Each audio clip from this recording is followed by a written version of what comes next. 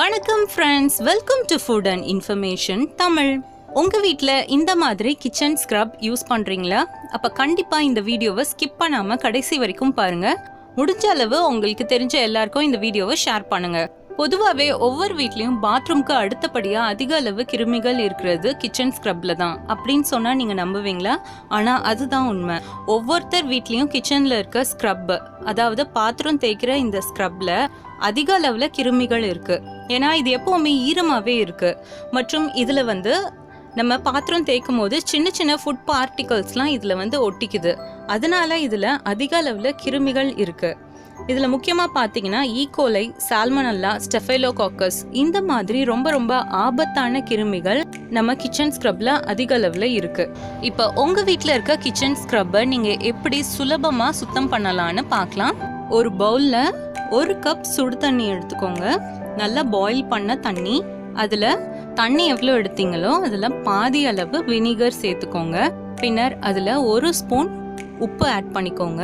இதெல்லாம் நல்லா மிக்ஸ் பண்ணிக்கோங்க. அதில் உங்கள் கிச்சன் ஸ்க்ரப், நீங்கள் பாத்திரம் தேய்க்கிற நாரை எடுத்து அதில் முங்குற மாதிரி டிப் பண்ணி வச்சுருங்க. இது ஒரு 10 நிமிஷத்துக்கு அதிலே ஊறணும். அப்போ தான் அதில் இருக்க ஹார்ம்ஃபுல் கிருமிகள்லாம் சாகும். 10 நிமிஷம் ஆயிடுச்சு. இப்போ இதை தண்ணி எதுவுமே இல்லாமல் நல்லா புழிஞ்சிக்கோங்க. உங்கள் வீட்டில் மைக்ரோவேவ் அவன் இருந்துச்சுன்னா இந்த ஸ்க்ரப்பை அவனில் வச்சு 2 மினிட்ஸ் ஹையில் ஹீட் பண்ணி எடுத்தீங்கன்னா உங்களுக்கு அதில் இருந்த கிருமிகள் எல்லாமே செத்துடும். இப்போ மைக்ரோவேவ் அவன் இல்லைன்னா இந்த ஸ்க்ரப்பை வெயிலில் வைக்கணும்.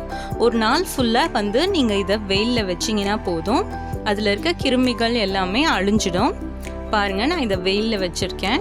இந்த மாதிரி உங்கள் வீட்டில் இருக்க ஸ்க்ரப்பையும் நீங்கள் டெய்லி க்ளீன் பண்ணணும்.